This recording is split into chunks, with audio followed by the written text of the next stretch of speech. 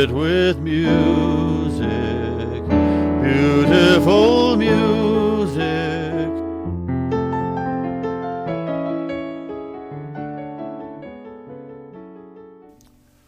Hello, I'm Fred Miller, and before we launch into a celebration of one of the great unknowns, that is Harry Warren. Who was he? Well, he wrote some of the best songs we've ever heard, and some of the best known songs.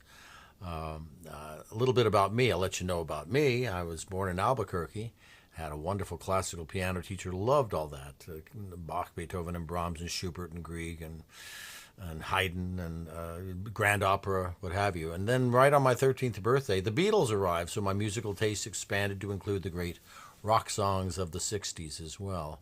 And that would go on through high school till the summer after I graduated. A friend showed me this article about this big rock festival taking place in upstate New York, and we looked at that lineup and we thought, well, we got to go. And we did indeed. We hitchhiked most of the way from New Mexico to the Woodstock Festival. Even showed up very prominently there in the poster. Can prove we were there.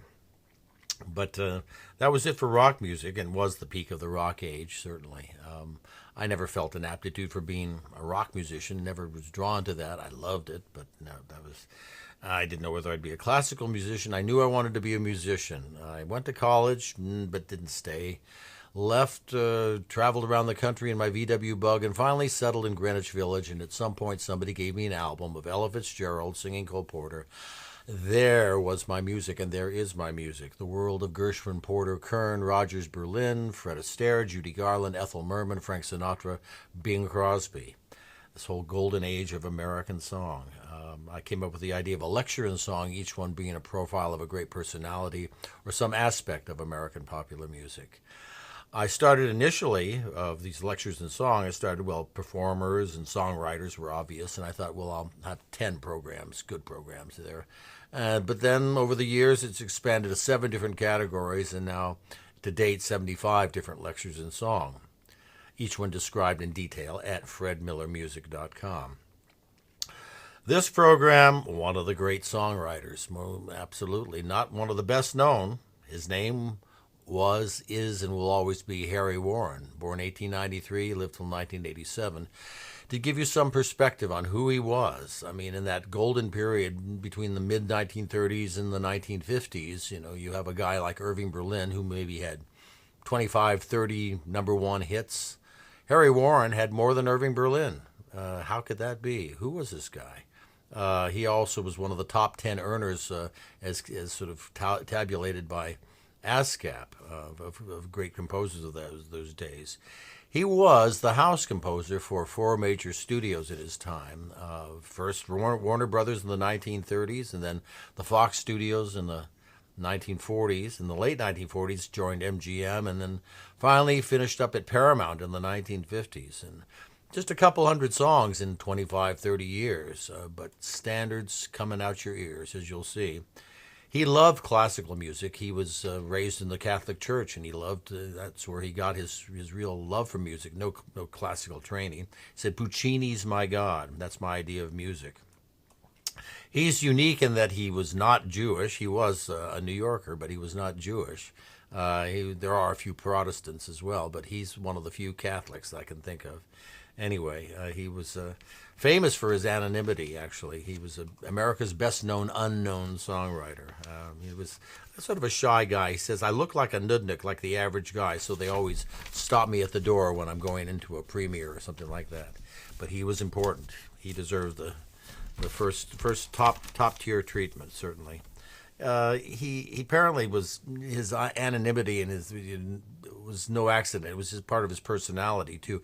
When he worked for the studios, everybody had a PR man in those days, and so apparently there was somebody put a blurb in the paper about him and his wife going to a party, and he was furious. How dare you invade my privacy? Which is that's not the Hollywood way, but that was the way Harry Warren liked it, I guess.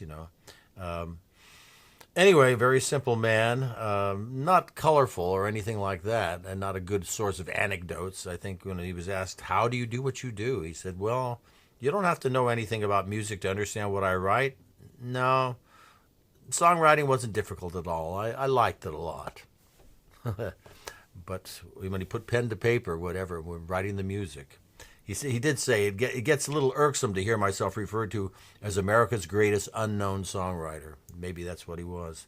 Whoever this guy was, we'll now know him. We'll refer to him as the now celebrated, at least in this particular venue, as the great Harry Warren.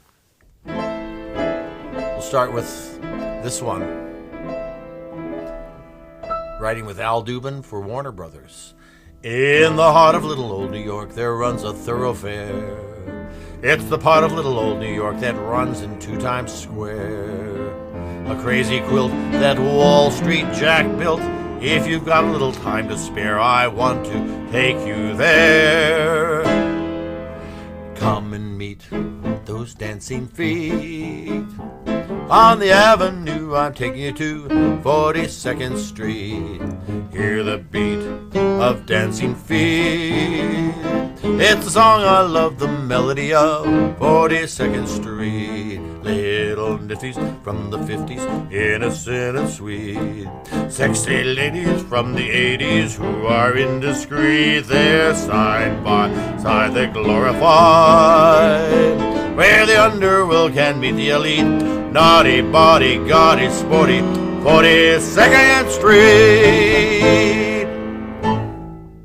Salvatore Guaragna, born the day before Christmas, 1893.